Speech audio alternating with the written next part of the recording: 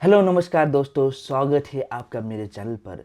मेरा नाम है डॉक्टर सुमित मिश्रा और इस वीडियो में हम जानेंगे एनेस्थीसिया और सर्जरी के रिलेटेड कुछ मिथ्स और कुछ सच बातें। किसी भी पेशेंट का अगर सर्जरी रही तो वो चिंतित रहता है कि मेरी सर्जरी पेनफुल होगी या पेन फ्री होगी, अच्छा एनेस्थीसिया मिलेगा या मुझे पेन होगा। और कुछ गलत फहमियाँ जैसे कि एनेस्थीसिया मेरी नींद खुलेगी कि नहीं खुलेगी या मेरी बॉडी पर इसका असर खतरनाक तरीके से हो सकता है क्या। तो ऐसे कुछ मिथ्स के बारे में हम डिटेल में जानेंगे और उससे कैसे बाहर निकल सकते हैं वो भी जानेंगे। तो चलिए जानते उस मिथ्स के बारे में। वीडियो को अंत तक जरूर देखें। चलिए शुरू करते हैं। मिथ नंबर 1, एनेस्थीसिया से नींद कभी नहीं खुलती। बहुत से लोग डरते हैं कि उनको एनेस्थीसिया देने के बाद उनकी नींद कभी नहीं खुलेगी, लेकिन ये सबसे बड़ी गलतफहमी है। तो सच क्या है? एनेस्थीसिया आधुनिक मेडिकल साइंस का एक सुरक्षित हिस्सा है। एनेस्थेसियोलॉजिस्ट सही मात्रा में दवाइयाँ देता है जिसकी वजह से वो उसी समय के लिए एनेस्थीसिया में रहता है और 99.99% कंडीशन में वो जैसे सर्जरी खत्म होती है वैसे वो एनेस्थीसिया से धीरे धीरे बाहर आता है। तो इसलिए एनेस्थीसिया बहुत ही सुरक्षित है और समय पर होश में भी आता है। मिथ नंबर 2, एनेस्थीसिया के साइड इफेक्ट बहुत ही खतरनाक होते हैं। कई लोग मानते हैं कि एनेस्थीसिया देने के बाद उसके जो भी साइड इफेक्ट्स है वो बहुत गंभीर स्वरूप के होते हैं। तो आइए सच्चाई जानते हैं। तो सच क्या है?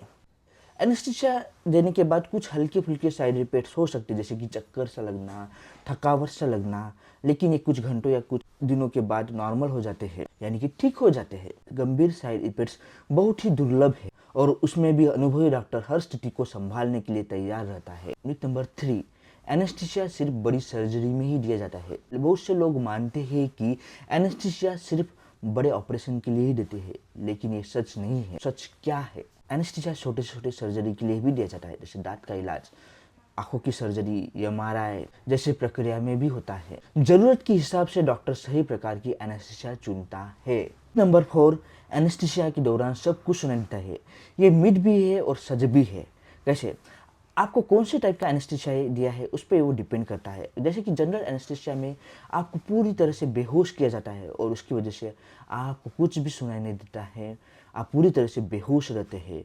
और दूसरा जो टाइप है एनेस्थीसिया, रीजनल एनेस्थीसिया। रीजनल मतलब कि किसी पार्ट को ही एनेस्थेटाइज किया, जैसे कि लोकल एनेस्थीसिया, स्पाइनल एनेस्थीसिया या ब्लॉक जो दिया जाता है सर्जरी के लिए। तो उसमें सिर्फ टिपिकली उसी पार्ट को बेहोश किया जाता है और इसकी वजह से आप पूरी तरह से होश में रहते हैं। इसलिए आपको सब चीज़ें सुनाई देंगी, आप बात भी कर सकते हैं। तो ये मिथ भी है और सच भी है कि आपको कौन से टाइप का एनेस्थीसिया दिया है उस पर डिपेंड करता है कि आप होश में रहेंगे या बेहोश हो जाएंगे।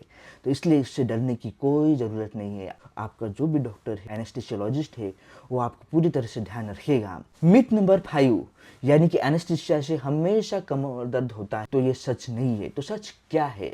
क्या आपने ये सुना है फाइनल एनेस्थीसिया देने के बाद कमर दर्द की प्रॉब्लम बढ़ती है? ये डर बहुत सारे मरीजों के दिमाग में बैठा हुआ है, लेकिन क्या यह सच है? तो चलिए जानते हैं सच के बारे में। तो स्पाइनल एनेस्थीसिया जो है वो दोनों रीढ़ की हड्डी के बीच में दिया जाता है और जो भी ड्रग है उससे सेरेब्रो स्पाइनल फ्लूइड में इंजेक्ट किया जाता है। और जो भी स्पाइनल नीडल रहती है वो एक छोटी सी नीडल रहती है, वजह से ना किसी बोन को पेन कर सकती है। स्पाइनल एनेस्थीसिया इसलिए दिया जाता है कि शरीर का जो भी नीचे का हिस्सा है वो शून्य हो सके। अक्सर उनको लगा रहता है कि सुई लगाने की वजह से या स्पाइनल एनेस्थीसिया देने की वजह से उनके रीढ़ की हड्डी में दर्द होगा। यह आमतौर पर गलत जानकारी की वजह से होता है।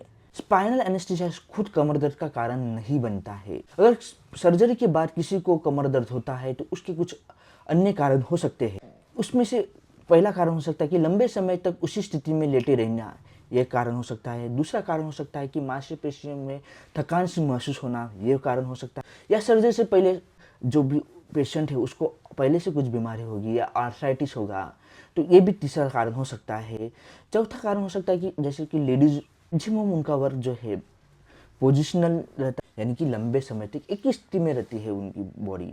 स्पाइनल एनेस्थीसिया देने वाली नीडल जो है बहुत पतली रहती है, इसलिए इस प्रोसीजर से रीढ़ की हड्डी की में कुछ भी हानि नहीं होती है। अगर आपके मन में अभी भी डर है तो आप अपने डॉक्टर से यानी एनेस्थीसियोलॉजिस्ट से खुलकर बात करें। सही जानकारी और सही प्रक्रिया से आपके मन का जो भी डर है वो दूर हो जाएगा। मिथ नंबर 6, एनेस्थीसिया खतरनाक होता है। आखिरी और सबसे बड़ी गलतफहमी, क्या सच में एनेस्थीसिया बहुत बड़ा खतरनाक होता है? आज के समय में एनेस्थीसिया अलग अलग तरह से प्रोग्रेस हो चुका है, मॉडर्न एनेस्थीसिया चुका है।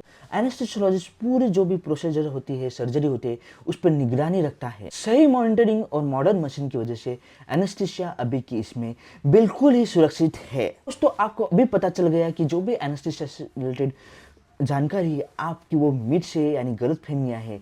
आज के मॉडर्न युग में एनेस्थीसिया बहुत ही सेफ तरीके से दिया जाता है और अच्छे से मॉनिटरिंग किया जाता है, मतलब कि इसे बेहतर तरीके से प्रभावी बना दिया गया है। अगर आपको ये वीडियो अच्छा लगा होगा तो इसे लाइक कीजिए, शेयर कीजिए, जिसकी वजह से जिनके दिमाग में भी एनेस्थीसिया से रिलेटेड डर बैठा हुआ है वो भी उनका कम हो जाए और सर्जरी भी स्मूथली हो जाए। और चैनल को सब्सक्राइब करते रहिए, जिसकी वजह से आपको और हेल्थ रिलेटेड टिप्स मिलते रहेंगे और आपकी हेल्थ और बेहतर तरीके से बनती रहेगी। और कमेंट बॉक्स में कमेंट कीजिए कि आपको भी कभी एनेस्थीसिया दिया गया है और आपको उसके बारे में डर लगा है क्या। तो देखने के लिए थैंक यू सो मच।